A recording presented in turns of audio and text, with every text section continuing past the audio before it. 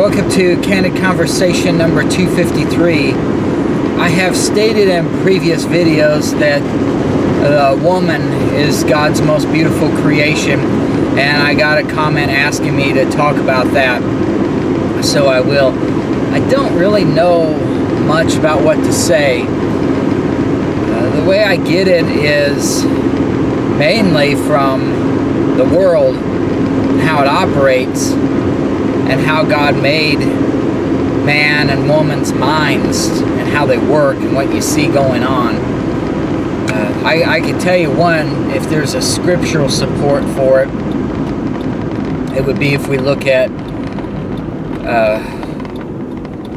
Adam was made out of the dust of the ground. Eve was made out of a rib out of Adam's side. So better building materials with Eve than with Adam. So if you want a scripture, there you go. But mainly it's just from observation. I mean, you look at how the world works. You have God telling you in scripture for women not to, he says both with Peter and also in Timothy, it says for the women not to adorn themselves in gold or pearls or costly array. And you don't really see God telling men that. You look at how a woman's mind operates. All women, at least to more of an extent than men. I realize there are always exceptions to whatever we talk about here. But in general, all women are a lot more concerned about their looks than men are. They want to know if an outfit makes them look fat or it makes something look bad on them, or they're more concerned about matching, shoes, for example. There are women who have hundreds of pairs of shoes and they have all different colors and all different styles. It's very rare that you see men with more than a couple pair. And even if they wanted to, you couldn't buy. You look at, you go to just look in a women's shoes and you look in men's shoes, and you'll see that women have a lot more choices. The colors for my shoes are usually, dress shoes are black and maybe a burgundy. And that's about all you'll see in men's dress shoes. But for women, they'll have heels in all different kinds of colors. Same thing with, now dress shirts nowadays for men do come in different colors. It used to be pretty standard that a man would wear a white shirt and a black tie and dark slacks and dark shoes. That would be all men would be dressed exactly like that. Now, some degree a difference, but with women, there are all sorts of options, a lot more options than with men. And women do a lot more with altering their appearance. They're more concerned about how they look. They wear more jewelry. They wear makeup. Men usually don't wear makeup. You'll see in the Bible, Jezebel is mentioned as wearing makeup to try to allure men, or to get what she wanted, basically. She didn't really have to allure men. She was the queen. But to get what she wanted. And it's all just based on how the minds work, is that when people look at women, when you look at, you're out in society, the men look at the women, because men, for the most part, are attracted to women just physically speaking. They don't really care about their minds, and that comes more in terms of when they want to have a family and get married. But at least initially, when you have you say a man and a woman walks by you, complete strangers, you never seen them before, and a man and a woman are standing there looking at them. The man is going to look at the woman because she's more attractive. And the woman, even though she's attracted to men, will more likely than not look at the woman because she's going to compare herself to her. and see, oh, well, there's something that she's wearing or something that maybe I should try that would make me look more attractive. Or she's not that attractive, and so then the woman feels good about herself because of that. And it's not just that women are trying to get men. I mean, that is, the case a lot of times, but even like you have women tend to be more loyal, and again, this is all general speaking, women tend to be more loyal to their husbands than husbands are to their wives. And so a lot of women, if they're married,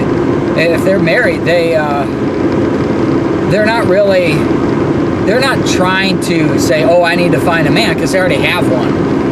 It's hard enough being, I've said, I don't know if I've ever said it on video, but you look in the Bible and you'll see people that were like Abraham or Solomon or David who had multiple wives, and I think, man, a woman will tire a man out because she thinks of all the details. She's so detail-oriented, where men are solution-oriented. And so women have all these other factors and calculations that they do about things that men just don't do. And so being married to one woman and trying to keep up with her mind wears me out. I can't imagine being married to multiple women. I mean, that would just be, I couldn't handle it. And I don't see why they do that. So, and I think women have the same attitude with men. It's like, my husband is so stupid, and it's because it's not that she thinks he's stupid, it's just he's not concerned with the details, and she is. And so he does things wrong because he doesn't care. But she cares, and so she thinks, boy, he is stupid because he didn't do this certain thing right. How in the world she'd keep up with more than one man, I don't know. I think all of us have that, where our minds are so different that you do good. It's very taxing on you just to be married and make it work well from both sides, because the other person's mind is so different. And so I don't think women, of course I'm not a woman so I can't say, but I don't think women are, if you're married, women really aren't concerned about their about finding a man or but it's all about maybe keeping their man that they already have, and so then they want to stay attractive to their husband or their boyfriend or whoever they're with, or it's just because it makes them feel good. Even if they're secure that their man will never leave them, it still makes them feel good to think that, people look at them and smile and see that they're sexy and attractive. And so you'll see married women. I've worked in an office environment for about 20 years with mostly women, mostly married women, and all of them wear jewelry, makeup, they change their hair. When we come back from a long break, like a Christmas break, that's when a lot of times you'll see a woman change her hairstyle or get it cut differently or get it dyed and change their look. Women are the one who goes to get I almost said Medicare. Manicures. They go get manicures and pedicures, and I go get a haircut. You see how much I pay attention to my hair. I just get a buzz cut and that's it. But women have all different kinds of styles, and all of that is because God made woman to be the more beautiful or the more attractive of the sexes, so that men would desire to be with women and would put up with all of the detail-oriented things that she thinks about that men don't care about. What color do you want the drapes to be in the kitchen? The man's thinking, I didn't even know we had drapes in the kitchen. Do we need drapes in the kitchen? How much is this going to cost? Whatever is cheapest is okay with me. Oh no, you can't get that, the woman will say, because it doesn't match the tablecloth in the kitchen. And the man's like, I didn't know that was a requirement. But men put up with that because they find women attractive. God made the woman to be more beautiful than the man so that he would desire to be with her, physically speaking.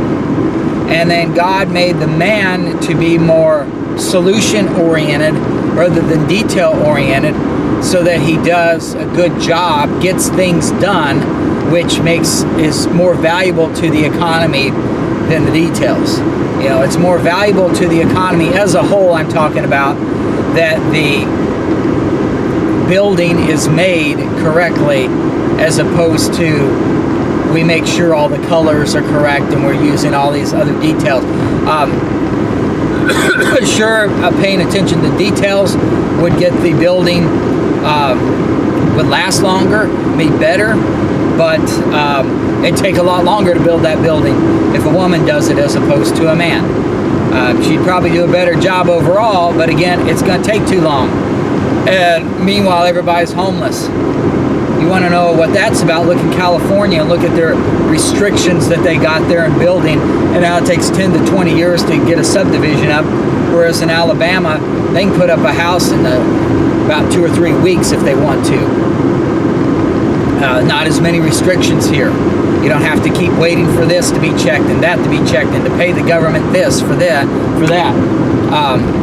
Our society is becoming more and more driven by women. The result is more and more details, more and more rules, and in California, it's pretty much widespread. There are tens of thousands of homeless people all over California because they can't get the house up because women's rules have kept them from getting it up. And you say, well, it's got to be right. Well, yeah, but when you've got people that need a house, it's better that you just build one and get it up. At least that's better than sleeping under the freeway overpass. So men their skills are more valued from an economic standpoint in a society. And so, I mean, the typical scenario is that a woman will not marry a man unless she can take care of him, or at least isn't lazy and has a good job. And the man won't marry the woman unless she is physically attractive.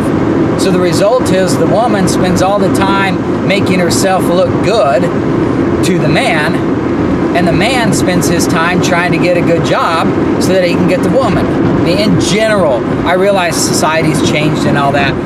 It's different now, but in general, that's how it's worked over the course of mankind's history.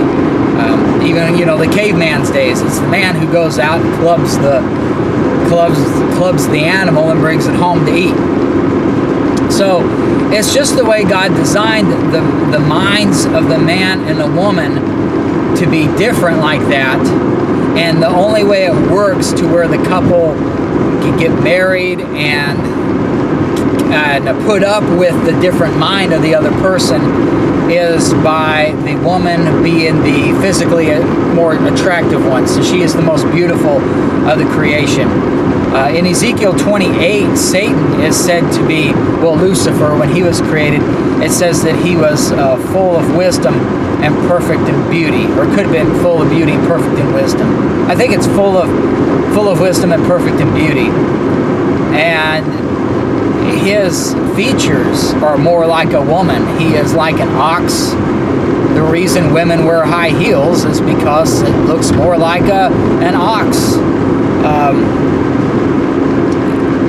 If you see pictures of Satan, he's transformed himself. He's a cherub, but he's transformed himself into an angel of light, according to 2 Corinthians 11.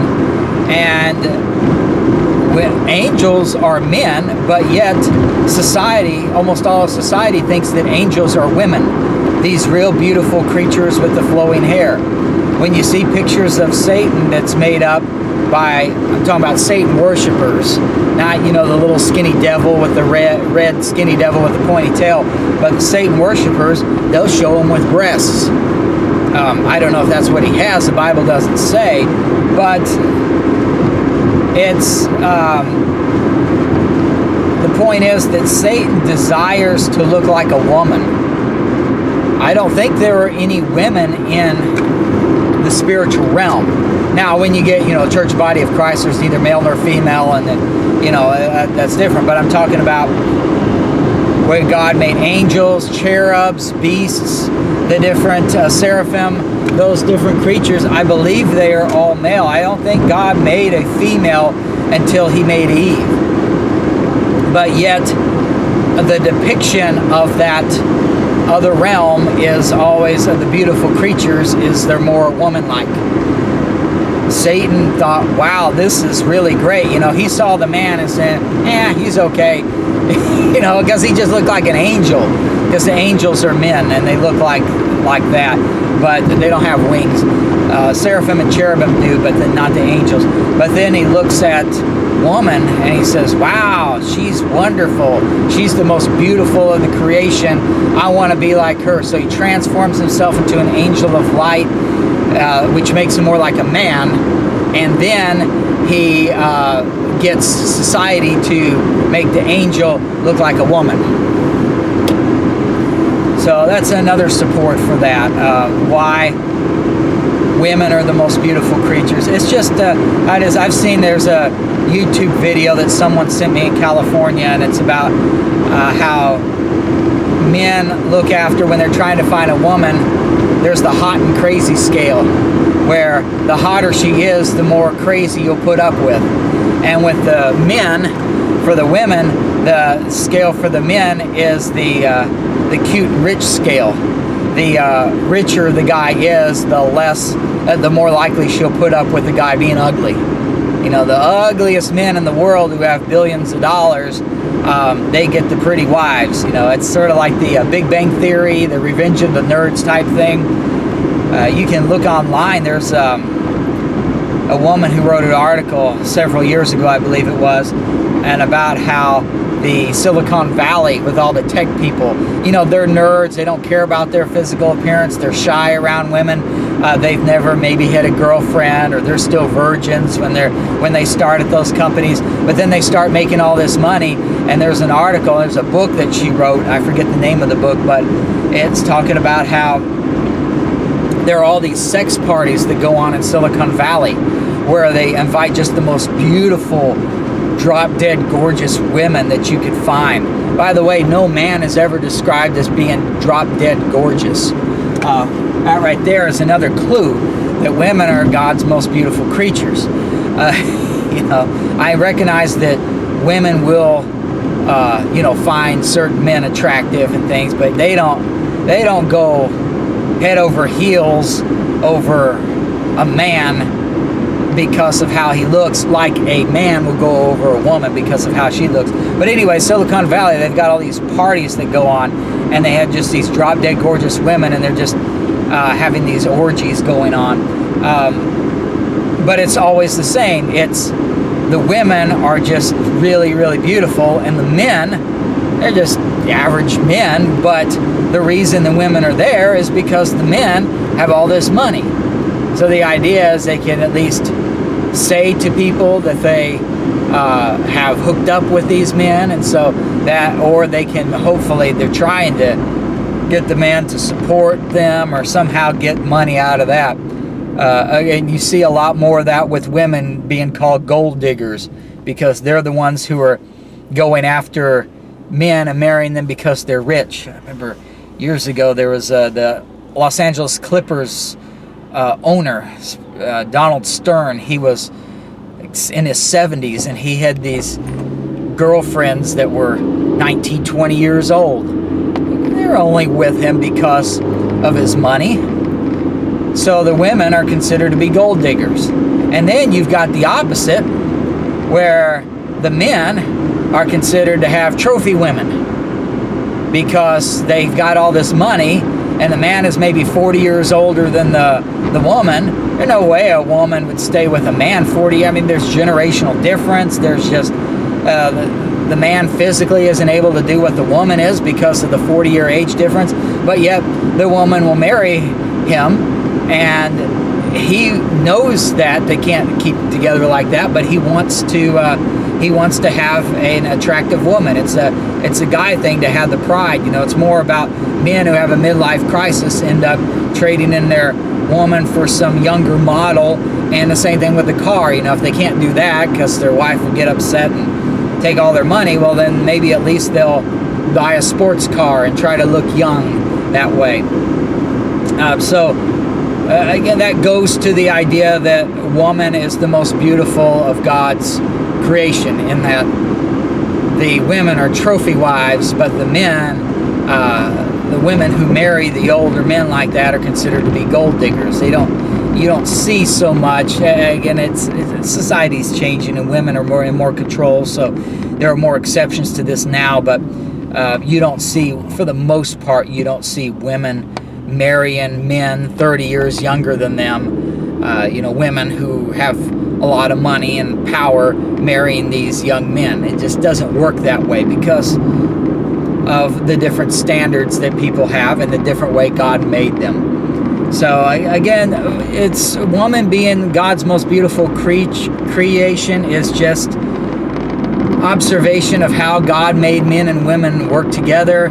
It's an observation of what Scripture says. You look in the book of Proverbs, it talks about the woman wisdom versus the woman of the Babylonian religious system, and how the woman of the Babylonian religious system is described as a prostitute who seduces the man to sleep with her.